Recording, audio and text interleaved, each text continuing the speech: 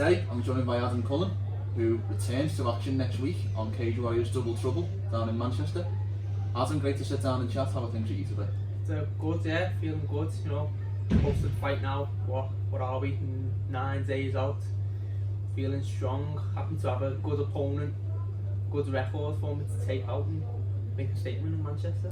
I want to touch on the opponent first and foremost because I think he's had a similar record to yourself. I think he's 5-1, something like that.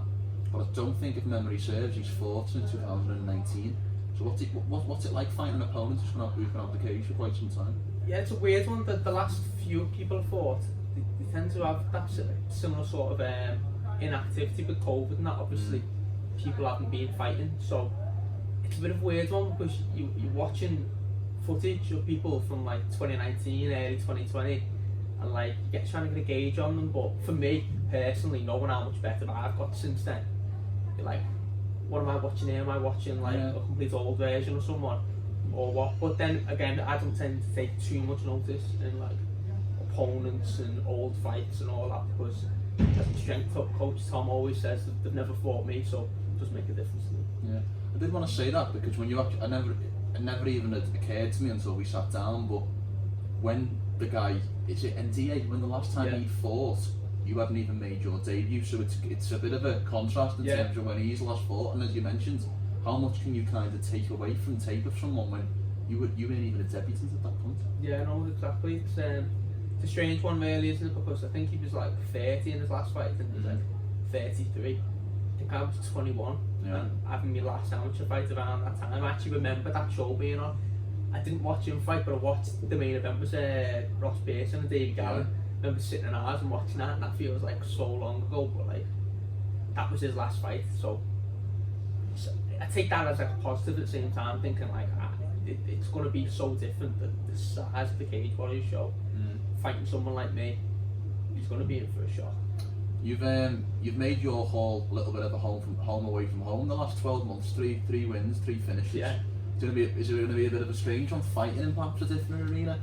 Yeah, it's a weird one because my whole career seemed to be like all my amateur fights in Liverpool and then time off and then 3, should have been 4 back-to-back fights in London, and now to come back up north, it's like, it's weird, like I don't know if I'm home or away fighting, you know what I mean, but no, it's good. I'm glad to get a big crowd, you know, the York Hall's quite compact and it's like an intimate venue, and I don't think it quite gets the same Cage Warriors feel of like a big show like they are, like remembering them from like the Echo days. And the last time it was in this bowl is, I think people who come to watch it will really realise how big of a show it is and how big of a deal it is. Even if we look at the last card, the Vucenic and James Hendon card, you look how, as you mentioned, compact and quite closed in it was. Similar in a way to your hall, but I think it's something that Cage Warriors were kind of slower to get the crowds back in some of the other shows. The other shows seem to be trying to rush it a little bit. But now seeing that the fact we're getting these big venues back where you guys can shine is amazing for the sport. Yeah, I remember I watched that Vucenic card in Nathan's house, and it was the first time I've watched the Cage Warriors and felt like, wow, it's back. Do you know what I mean? Like the other ones still, even though they weren't behind closed doors, the last 2, still felt off a little bit because the York Hall was so small. Like I remember when Nathan fought Wooden, brought so many people with him, and it was like rowdy, but it felt like he was only one of my fans there. Yeah, like, he did. It sounds disrespectful to the people on the car, but it was like it was like an Nathan Fletcher show. But like no, do you know what I mean? I just can't really describe it. But watching that Vucenic fight, it packed, wasn't it? It looked like it sold out apparently online. You were saying it sold out. It looked like a proper like major European show. And it feels good, and looking at how many tickets are going for this Manchester card, it's feeling like it's going to be that again. I can't wait for it. As I mentioned there, the last 12 months you've kind of made a fantastic start to your career. 3-0, 3 finishes. I think I've done the maths. I think the total sum of your pro career is 6.5 minutes. Under 6.5 minutes. So what's the last 12 months been like? I presume a little bit of a dream scenario for the start of your career. Yeah, it was a bit of a weird one really. Like, I wasn't really planning on turning pro, to be completely honest. I remember having my last amateur fight in the same arena that I'm fighting in next, and Paul Rimmer asked me what do I want to do, and for me I said I want another amateur fight. I feel like I'd had loads of time off with injuries, and I wanted like consistent fights before turning pro. And I can't remember what show it was, but there was a show coming up, and I was like, I want to go on that and have my last amateur fight. Then obviously the week later, COVID happened, and it just sort of like all went out the window then, because you lost a year of your life, a year of fighting. And then I remember eventually when we come back to training, like the summertime, it just sort of happened. Like I was training and then I was getting offered pro fights, so it was just like, all right, get some pro now. Yeah. And then realistically, I was thinking, oh, we're probably gonna have to fight in a few smaller shows before getting the ultimate Cage Warriors shout. Yeah. And then the show in December that I was aiming for another show on another fight on Almighty in December, but you were getting pushed back with COVID restrictions and that. And then I was ready basically, and a call came, do you want to fight? I can't remember who it was, on Cage Warriors in like 3 weeks, and I was like, yeah. That fight ended up falling through, but like because I was there and ready, the matchmakers on Cage Warriors were like, now we'll get you a fight because you've already stepped up and said you'd fight. Yeah. And it felt like I got like a head start on my career really. Like I thought in my head it was like, I'm gonna have like a couple of fights on smaller local shows, probably people who are the same level as me. Yeah. Then get the shout for Cage Warriors and then hopefully sign a multi-fight deal. But like going from not even wanting to turn pro, not even thinking I'm gonna turn pro, and in my next fight I was fighting on Cage Warriors, smashed someone in like a minute and a half, and then got a multi-fight Cage Warriors contract out of it. It was like a little boost, you know what I mean? Yeah, Push ahead, and now it's like having that deal and having all these shows to fight on. It's like you can see the path to the UFC, so it's just a dream come true, really. You kind of, you know, you've established yourself as well, I feel like, on one of the mainstays, and I think it's been good to see is you've been able to stay quite active. I know you mentioned there it should have been 4 fights, but three fights in 1 year is not a bad place to be, especially in the times we're in. But you've been able to stay really active, and kind of, I think what's good about these Cage Warriors cards is people are progressing so fast. I think I had this conversation with Nathan about how in a year he went from kind of a fringe prospect to a title challenger, and I could see a similar thing happening with you in the next 12 months. Yeah, I haven't really thought about it, to be honest. I'm just more like, in my head it's like, I'm going to have 4 fights this year, and I feel like I perform better when I'm active. I've had time out with Cage before, obviously through injuries and stuff happening, and like having to have a full-time job and that. But in my head it's like, if I stay active, I perform at my best, and I know what level I am now. In my own head, I know I'm the best at lightweight on Cage Warriors. Yeah. But it's just about getting the experience, and I feel like with this year, I'm gonna go in, train hard all year, stay fit all year, stay sharp all year, smash all these lads, and then what happens after that. But I feel like the best thing for me to do is just stay as active as possible, and like you say, maybe I will be the champ by the end of this year, next year fighting for a belt, who knows. But anyone who's watched your kind of early pro career knows you like to get the fight to the ground, you like to take people's back, and you like to choke them out. And I guess, as opposed to say a more striking based style, do you think that you're able to keep that consistency because you don't kind of take as much damage fight through fight? Yeah, maybe that is it. Yeah, because I feel like I am coming out of fights and I'm not having injuries. Like the worst injuries I'm getting is in training. I'm having these fights, and I think in my last 2 fights I don't think I've been punched. Yeah. But yeah, the thing is, I don't even think of it like that. It's just these lads can't grapple as much as they think they can. It's too easy, taking them down and taking them back. So I think that's why my route's that way. If it keeps me active, I'll keep doing it. You mentioned there about smashing everyone in the lightweight division and feeling like you're the best at 155. Well, I'll ask you the difficult question: who's the second best on the Cage Warriors roster at 155? Do you know what? It's quite interesting because I keep looking. Every time we look at Cage Warriors, we've signed another lightweight. And there's guys and guys coming in, and I'll tell you, George Hardwick, I have scars on him. He is quality, and I think George Hardwick needs one more fight. He'll be getting signed to the UFC. Yeah. He deserves it as well. Yeah, he does. But the thing is, with George, he'll probably be gone by the time I'm in like that upper echelon of Cage Warriors. But right now, George Hardwick, he should be the champ. In fairness to him, he's the Medi fight, he got unlucky where Medi got COVID, and in my opinion he would smash Medi. His last fight, that Bill Adu, I'm sure he pulled out like a day after the fight got announced. and they couldn't find him a replacement, so had to have a catch weight. So realistically, he should have had 2 title fights there, and it's just unfortunate for him. But George Hardwick, I think he's the top lightweight in cage weight at the minute. I don't know what's going on with Joe McColgan, and I know he's sort of got the belt, but hasn't at the same time. I don't know, but he has vacated it now, hasn't he? Because it was meant to be Hardwick versus. Right, okay. Yeah, it is officially a vacant title, so he hasn't lost the title. So it's one of them funny scenarios. Because I keep hearing stuff like, oh, maybe he's going to come back and on this Belfast show coming up and all that. But I think, in fairness to George, he is the best lightweight at the minute. Okay, George is. But once George moves to the UFC, I think I should be right up there at that time and in with a shouting where other people are saying Adam Cullen's the best lightweight on cage warriors. Nathan Fletcher, your friend and a long-time teammate, fought for a world title at 6-0 with 6 finishes. Is that kind of a potential barometer where you look at and go, if I can get to 6-0, then title opportunities could potentially be in the mix? Yeah, maybe. I feel like it's a bit of a deeper division. Yeah. Lightweight, like me and Nathan have spoke about this a few times, where like there's guys like Figlak who's like 7-0.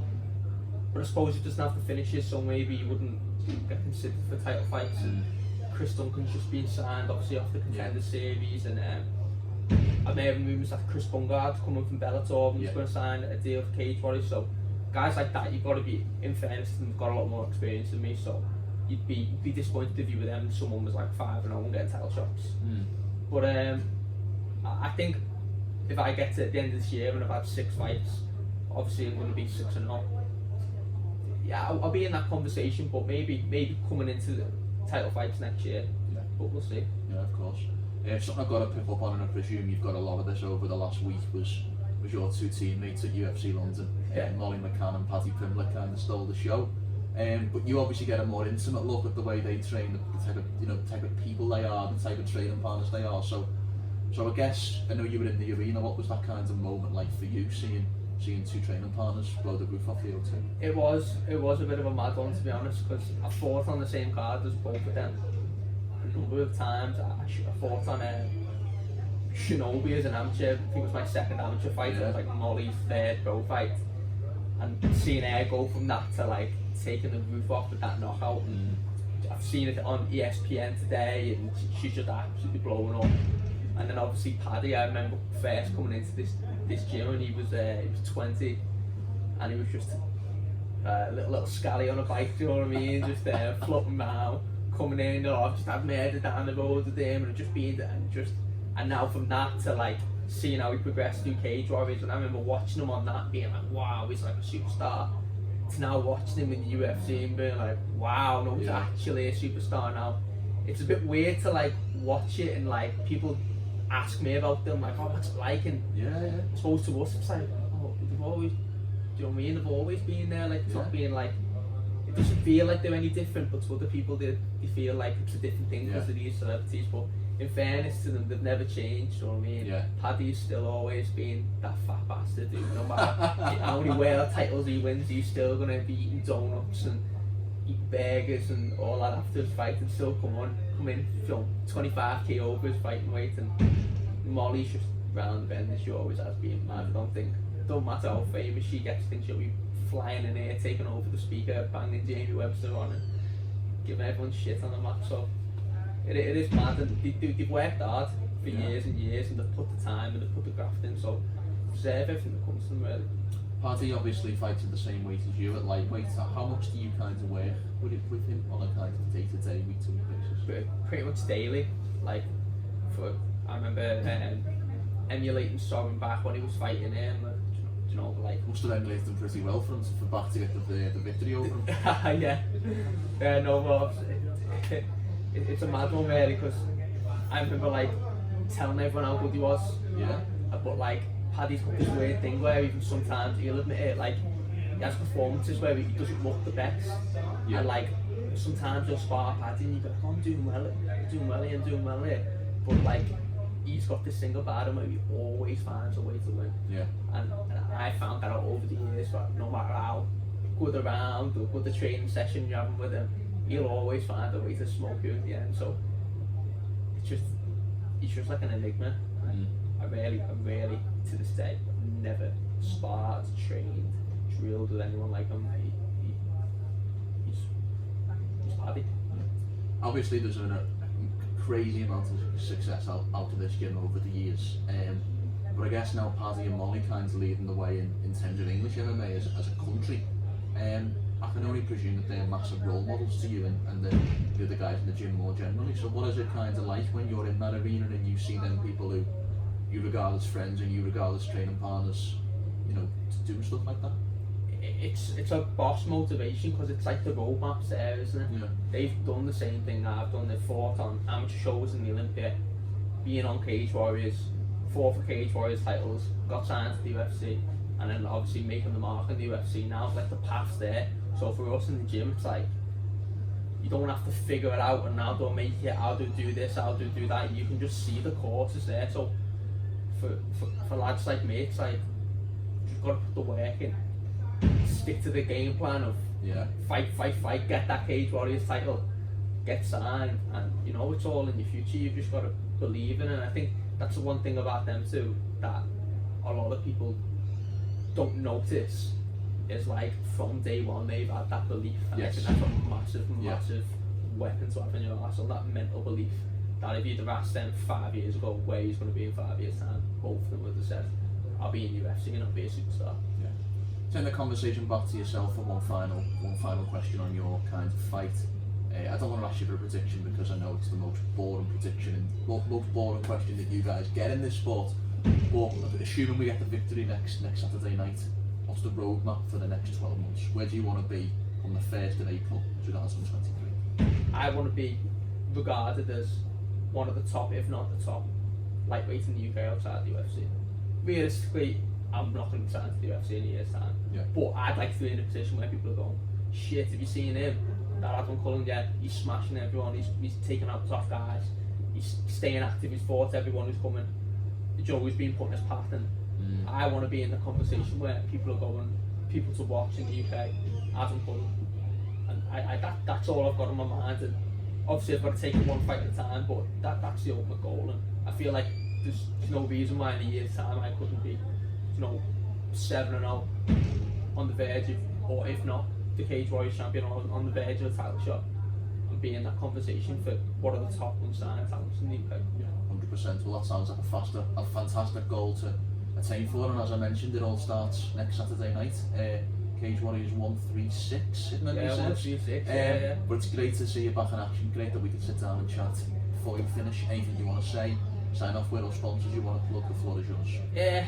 Not really, you know what I mean. I just make sure everyone's watching on UFC Fight Pass. I'm gonna smoke someone else super fast, and keep following me, keep watching my career. I'm sure in the next 12 months, everyone will know my name, and I'll be the one to watch in the UK. 100%. Great to sit down and chat. Nice one, mate. Oh, we have to do that again. That was terrible. There we go.